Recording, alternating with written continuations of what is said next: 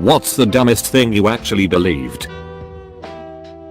I was once told that British TV presenter Jeremy Beadle's hand had such small fingers because of a condition, Poland syndrome, that meant he had to have his fingers replaced, and that his fingers were, in fact, pig's toes.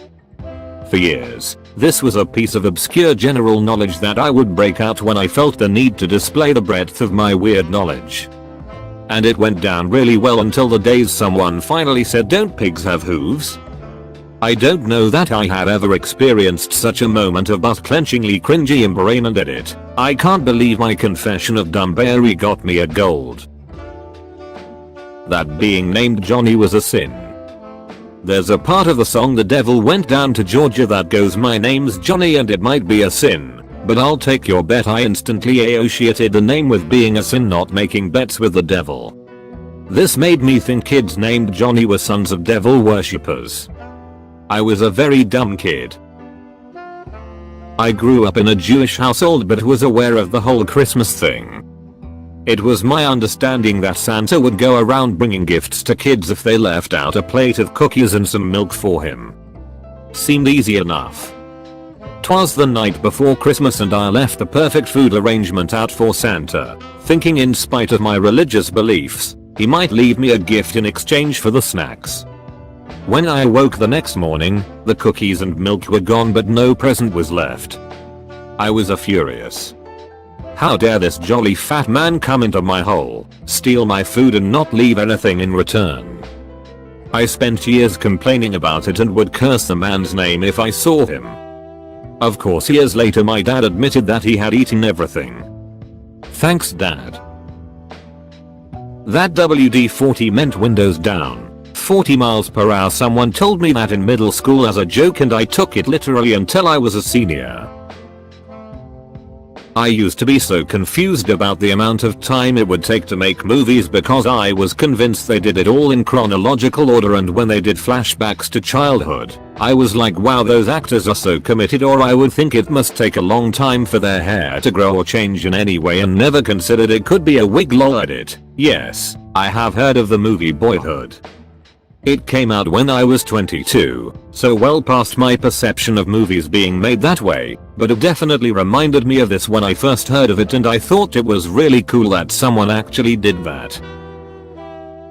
I used to think that they cast people into TV shows and movies by finding people with the characters' names on the street and having them act.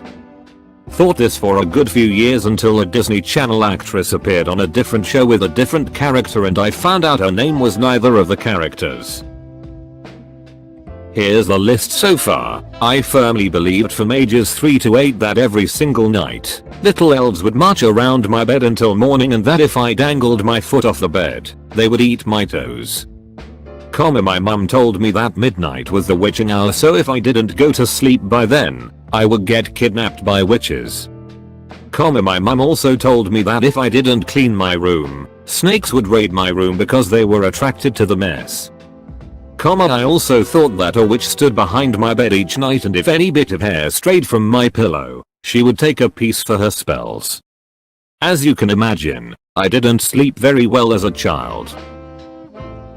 I thought sugar grew in sugar caves, similar to salt caves.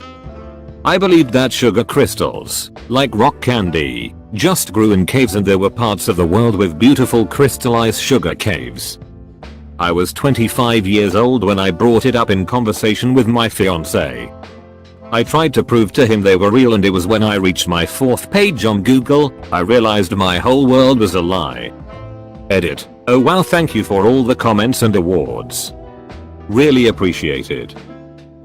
Just some more background. When I was growing up, my parents always have these crystal sugar sticks to use in their tea, and I guess as a kid, I just believed this was sugar in its raw form.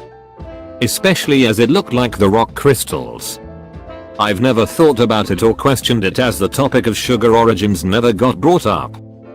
Imagine someone telling you that something you always believed wasn't right, like wool came from trees not sheep. Wouldn't you be on the 4th page of Google too? Many people have been asking why I didn't learn about this at school as sugar canes, as there were sugar plantations during American slavery. I grew up in the UK and unfortunately were not taught about American history or the slave trade in history. I know loads about the Tudors though. I will do more research and educate myself on this, as I knew about cotton plantations but not sugarcane plantations. And yes, coming from the UK, I knew about treacle mines, and the ironic thing is that I couldn't understand how anyone could believe them. I was convinced that Greeks still worshipped Zeus and other gods for a while after I heard the word Greek Orthodox Church as a kid. I thought that teachers lived at school. I thought Churchill was an architect because when I was little my mum told me he was one of the architects of Israel. When I was little, I genuinely believed the Teletubbies were evil and that if I didn't watch them on TV every night, even though I hated the show, that they would come and get me. To be fair though, they're kind of creepy. I used to think that people exclusively wore hats if they were bald, because that's why my dad wore a hat. The dark meat and white meat come from two different birds. I was 12 when they asked me, as they did each year at Thanksgiving, which kind of meat I wanted. That year, I said, dark meat, please. But I feel bad, I'm the only one who really eats it and you always have to get an entire second turkey just for me. I'm still teased about it to this day. At 46 years old. As a kid, I thought that the world wars were like battle royales where there were no alliances, no surrenders, and just pure bloody violence between every country on earth. E.g. I thought every country fought all of its neighbors simultaneously. When I was 6 I watched a movie, King Kong, and a scene with a bunch of black folks emerging from the mud appeared and I got a bit spooked by it. A bit later, I was at McDonald's with my parents and I saw a black family walk in. Thank God my parents are deaf or I would have asked, out loud, why are the mud people here? Mum thought I was racist but I was just a bit inexperienced, lol. Someone convinced me for like 5 seconds that unicorns were real. They just lost their horns through evolution and now they are plain old horses. When I was a kid I used to think professional wrestling was real, and The Undertaker scared the living s out of me during his whole Ministry of Darkness phase. I thought he actually was Satan's minister or something. Like yeah, he's an undead overlord of hell, here to bring an eternity of darkness and misery to this planet, but he also has to make a weekly television appearance to win a wrestling competition, and you can buy his action figure at Toys R Us. That I could smell something while underwater. When I was around 10-12 years old I was in a tropical themed water park where also happened to be a herbal bath. It smelled very nice, which I had not expected. Most of the tropical plants were fake plastic plants, so I figured the water in the bath was normal swimming pool water and the smell was coming from something else. The bath was surrounded with a small aromatic herb garden which didn't look fake. I sneakily took a sample from a thyme plant that felt surprisingly real.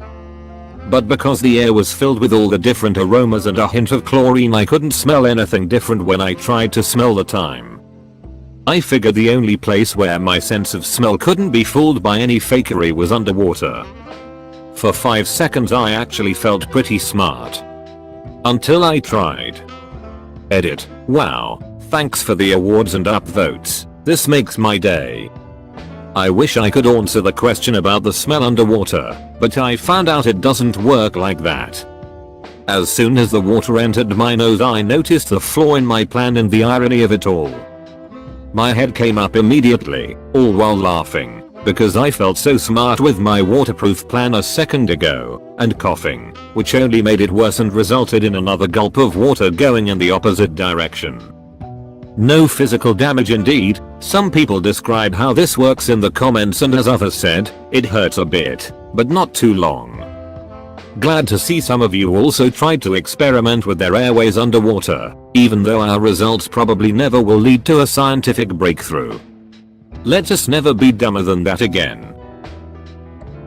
That reindeer wasn't an actual animal but specifically a mythical animal that Santa Claus used. I believed this until I was 23 or so when I saw some nature documentary talking about reindeer. I was like, what?